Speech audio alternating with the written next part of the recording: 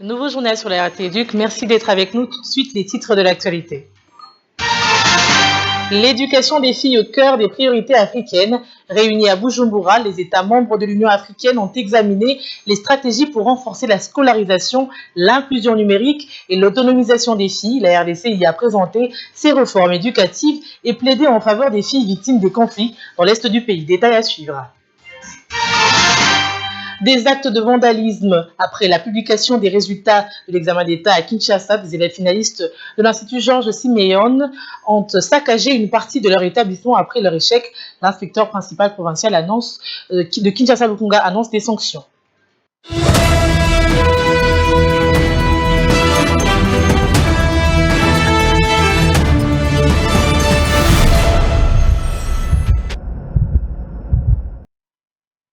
Si vous nous rejoignez, l'éducation des filles demeure l'un des grands défis du développement en Afrique centrale. Réunis à Bujumbura, au Burundi, les États membres de l'Union africaine ont échangé sur les stratégies à mettre en œuvre pour renforcer la scolarisation, l'inclusion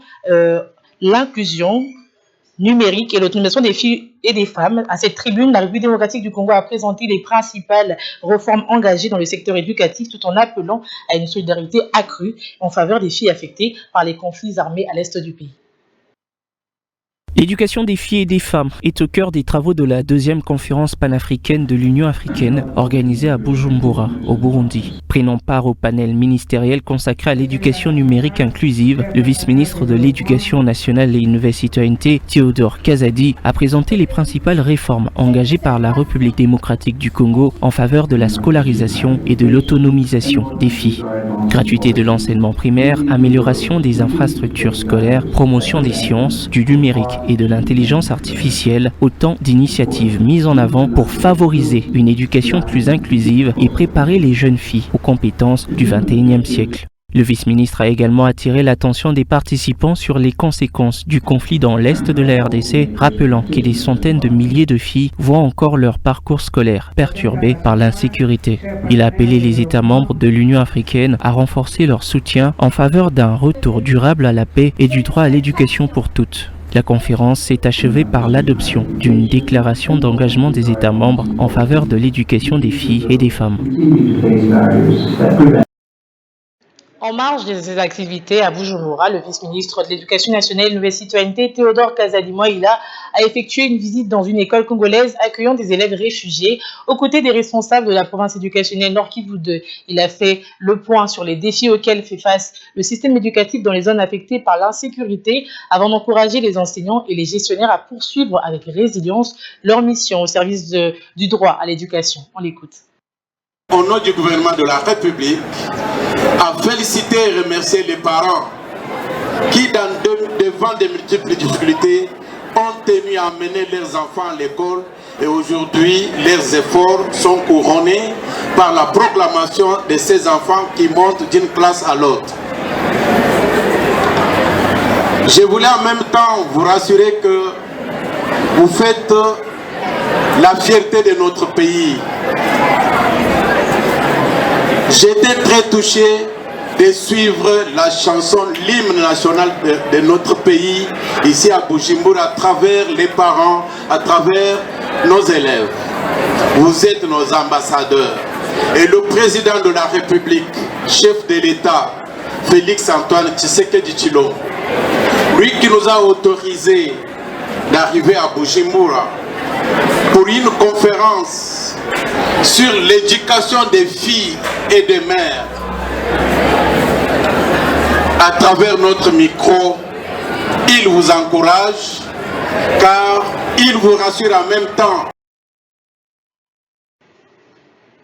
La colère a explosé dans une école de la capitale Kinshasa, précisément dans la province éducationnelle de Kinshasa-Lukunga, après publication des résultats de l'examen d'État. Très remontés après leur échec, un groupe d'élèves finalistes de l'option scientifique de l'école Georges Siméon ont saccagé une partie de leur établissement scolaire, salle de classe vandalisée, vitres cassées. Étant numéro 1 de cette juridiction, l'inspecteur principal provincial Aimé Mabila Likoko a pris une décision forte contre ces élèves qui ont posé ces actes de barbarie au milieu scolaire. On l'écoute.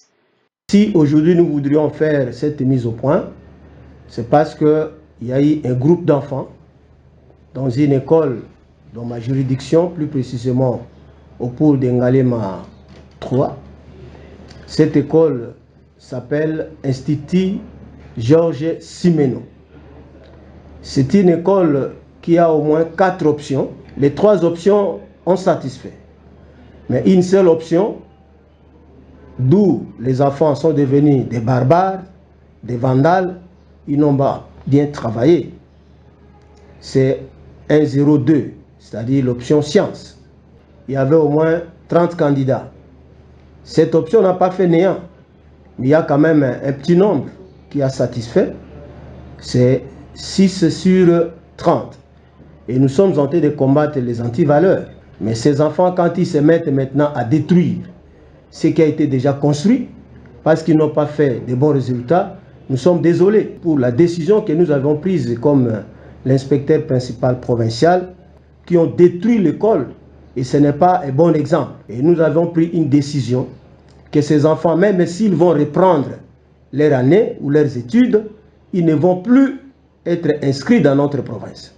Cette mesure-là, c'est une mesure qui sera suivie et nous allons faire de toutes sortes que ces enfants-là n'étudient plus jamais dans notre province Kinshasa-Lukunga. À cela aussi, nous avons mis une mise en garde sévère et on a demandé au chef de poule de cette entité de continuer de faire l'enquête sur les chefs d'établissement. Ceux-là qui continuent à attendre le résultat, qu'ils soient sereins. Accélérer la diversification de l'économie et créer davantage d'emplois durables, c'est l'ambition du nouveau cadre de partenariat pays en préparation entre la République démocratique du Congo et la Banque mondiale. À Kinshasa, la première ministre Judith Suminwa a lancé les consultations qui définiront les priorités de cette coopération pour les 10 prochaines années, avec un accent particulier sur les infrastructures, le capital humain et l'amélioration du climat des affaires. La République démocratique du Congo et la Banque mondiale ouvrent un nouveau chapitre de leur coopération en faveur du développement économique. La première ministre Judith Suminwa a lancé les consultations consacrées à l'élaboration du futur cadre de partenariat pays, un programme qui orientera pour la prochaine décennie les priorités d'investissement et des réformes du pays. Au cœur des échanges, la diversification de l'économie, la création d'emplois durables, le développement des infrastructures, le renforcement du capital humain, ainsi que l'amélioration du climat des affaires pour attirer davantage d'investissements privés. Et le prochain cadre de partenariat pays, qui sera de 10 ans, sera articulé autour de 3 corridors. Le corridor de Inga, Banana, le corridor de Lobito et le corridor du centre vers l'est qui est le corridor de la paix, qu'on appelle le corridor de la paix. Donc, autour de ces 3 corridors, la Banque mondiale va concentrer ses activités pour améliorer la qualité des services publics, les infrastructures et créer le potentiel de diversification économique pour la RDC. La Banque mondiale a réaffirmé sa volonté d'accompagner la RDC dans cette dynamique avec des financements pouvant être progressivement renforcés pour soutenir les projets prioritaires du gouvernement. Pour le prochain cadre de partenariat sur les 10 années, la Banque mondiale pourra mobiliser jusqu'à 11 milliards de dollars pour ce programme. Les consultations s'y poursuivront au cours de prochaines semaines avant la finalisation du cadre de partenariat attendu d'ici la fin de l'année. L'Assemblée nationale a adopté à l'unanimité 6 projets de loi autorisant la ratification d'accords de coopération et de financement entre la RDC et plusieurs partenaires internationaux. Ces textes ouvrent donc la voie à des investissements dans la sécurité, la santé, l'énergie et le développement rural. L'Assemblée nationale a franchi une nouvelle étape dans le renforcement de la coopération internationale. Réunis en séance plénière sous la présidence d'Aimé Boji Sangara, les députés nationaux ont adopté à l'unanimité 6 projets de loi autorisant la ratification d'accords conclus entre la République démocratique du Congo et plusieurs partenaires. Le premier texte porte sur un accord de coopération sécuritaire avec la Turquie destiné à intensifier la lutte contre le terrorisme, la cybercriminalité, le trafic d'armes, la traite des êtres humains et d'autres formes de criminalité transnationale. Au cours de cette même plénière, les élus ont également approuvé 5 accords de financement consacrés à des projets prioritaires du gouvernement. Ces financements concernent notamment la construction des complexes hospitaliers de la nouvelle ville de Kinshasa, l'électrification des zones rurales et périurbaines, l'appui aux petites et moyennes entreprises agricoles ainsi que la modernisation de l'aéroport international de la Louano à Lubumbashi. Adopté sans aucune opposition par les 372 députés présents,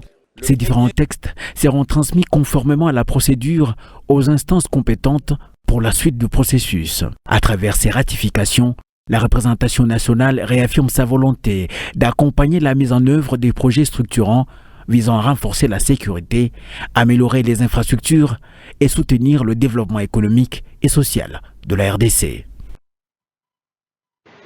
Le président de l'Assemblée nationale, Aimé Boji Sangara, a effectué une visite d'inspection sur les chantiers des rocades de Kinshasa aux côtés des membres du bureau de la Chambre basse. Il est allé s'enquérir de l'état d'avancement de ce projet routier majeur dans le cadre du contrôle parlementaire et de l'accompagnement des grands investissements publics. Les députés nationaux conduits par le président de l'Assemblée nationale ont effectué une visite d'inspection sur les travaux des rocades de Kinshasa. Cette mission s'inscrit dans le cadre du contrôle parlementaire de l'action gouvernementale et de l'accompagnement des grands projets d'infrastructure initiés par le chef de l'État. Accueilli par le ministre des Infrastructures et Travaux publics John Banza, ainsi que par le directeur général de l'Agence congolaise des grands travaux, Nikon Zaou, la délégation a reçu des explications sur l'évolution du chantier. Les élus ont visité plusieurs sites afin de constater l'état d'avancement de ce projet routier de 73 km destiné à améliorer la mobilité urbaine et désengorger la circulation dans la capitale. Les travaux sont impressionnants. La qualité des travaux est d'un niveau international, mais il y a des petits soucis par rapport au rythme des travaux parce qu'il y a des soucis administratifs qui ralentissent le projet. Nous, en tant que Parlement, représentants légitimes du peuple congolais, en tant qu'autorité budgétaire, nous allons nous saisir de ce dossier immédiatement pour donner un coup d'accélération. Ça, c'est un projet très important sur le plan économique, sur le plan social, sur le plan environnemental pour la ville de Kinshasa. C'est un exemple parmi tant d'autres des réalisations du chef de l'État, du président de la République Félix-Antoine Tshisekedi Tshilombo. Et c'est pour cela qu'avec les élus du peuple, nous avons voulu passer cette journée sur cette rocade pour que les Congolais qui vont suivre comprennent que enfin nous avons un leader qui est sérieux sur la question de la reconstruction de notre pays. À travers cette descente sur le terrain, l'Assemblée nationale réaffirme sa volonté d'assurer un suivi rapproché des investissements publics. L'objectif est de veiller à la bonne exécution des travaux, à l'utilisation efficace des ressources de l'État et à la réalisation des infrastructures modernes au bénéfice de la population congolaise. Garantir la continuité de la gratuité des soins de la mère, du nouveau-né et de l'enfant, c'est l'engagement réaffirmé par le gouvernement lors d'une rencontre entre le ministre de la Santé publique, Hygiène et Prévoyance sociale, Samuel Roger Kamba, et les responsables des hôpitaux, des principaux hôpitaux partenaires du programme, au cœur des échanges de financement des prestations et les mesures envisagées pour assurer la régularité des paiements aux établissements de santé. Le gouvernement veut assurer la continuité du programme de gratuité de soins de la mère, du nouveau-né et de l'enfant. À Kinshasa, le ministre de la Santé publique, Hygiène et Prévoyance sociale, Samuel Roger Kamba, a réuni les responsables de principaux hôpitaux partenaires afin d'examiner le défi lié au financement de ces programmes et de renforcer la coordination avec les structures de prise en charge. Au terme des échanges, le gouvernement a annoncé un plan de régularisation progressive de paiement dû aux établissements hospitaliers, tout en garantissant le règlement régulier de prestations courantes afin d'assurer la continuité de soins gratuits. Je crois que vous avez appris qu'il y avait quelques remous des hôpitaux qui étaient en train de râler, si je peux dire, parce que le paiement ne suivait pas trop. Alors le ministre a voulu remettre les choses au point et on s'est mis d'accord. Donc son Excellence nous a rassuré que dorénavant tous les arriérés vont être payés. Donc ça va être échelonné pendant une dizaine de mois, mais ça va être payé chaque mois. Et en dehors de l'échelonnement de ces arriérés, ils vont commencer à payer régulièrement à partir de ce mois de juillet les prestations dues aux soins que nous donnons aux femmes enceintes et aux enfants et aux nouveau-nés. Les responsables des hôpitaux ont salué ces engagements et réaffirmé leur volonté de poursuivre la prise en charge de femmes enceintes, de nouveau-nés et des enfants dans le cadre de ces programmes. À travers cette démarche, le gouvernement attend consolider l'un de ses principaux programmes sociaux en garantissant un accès durable aux soins pour les populations les plus vulnérables. Une canette pour rester éveillé, 2 pour mieux réviser. Les boissons énergisantes sont devenues le réflexe de nombreux jeunes, notamment en période d'examen ou de fortes activités. Mais procurent-elles réellement de l'énergie ou seulement une sensation passagère? Réponse avec une nutritionniste. Les boissons énergisantes donnent-elles réellement de l'énergie? C'est une idée largement répandue, notamment chez les jeunes, les étudiants et même certains sportifs. Pour beaucoup, une canette suffit à rester éveillé, à mieux réviser ou à améliorer ses performances. Donc, les boissons énergisantes contiennent un élément chimique qu'on appelle caféine. Caféine, c'est cet élément-là qui donne l'énergie après avoir pris cette boisson-là. Or, lorsque vous prenez ça, vous avez de l'énergie. Pourquoi? Parce que le cœur, notre cœur, va battre à une vitesse, c'est-à-dire pas habituelle. C'est ce qui fait que vous ayez la force pendant un temps. Mais plus vous êtes en train de forcer votre corps avec plus d'énergie, en tout cas, vous n'êtes pas loin, dans la suite de temps, de créer, de souffrir de problèmes cardiovasculaires. En réalité, ces boissons n'apportent pas l'énergie dont le corps a besoin. Leur forte teneur en caféine et en sucre procure surtout une sensation temporaire de stimulation qui peut être suivie d'une baisse de vigilance et, lorsqu'elles sont consommées en excès, entraîner des effets indésirables sur la santé. Temporairement, oui, ça donne de l'énergie. Après ce temps-là, l'homme rentre dans un état de fatigue extraordinaire. Donc, je vais conseiller à toutes les personnes qui prennent de boissons énergisantes de chercher la banane, de chercher la pastèque. Pour maintenir son énergie tout au long de la journée, les spécialistes recommandent plutôt une alimentation équilibrée, une bonne hydratation, un sommeil suffisant et une activité physique régulière. Les boissons énergisantes ne donnent donc pas de l'énergie. Elles stimulent momentanément l'organisme, mais ne remplacent ni une alimentation saine, ni le repos.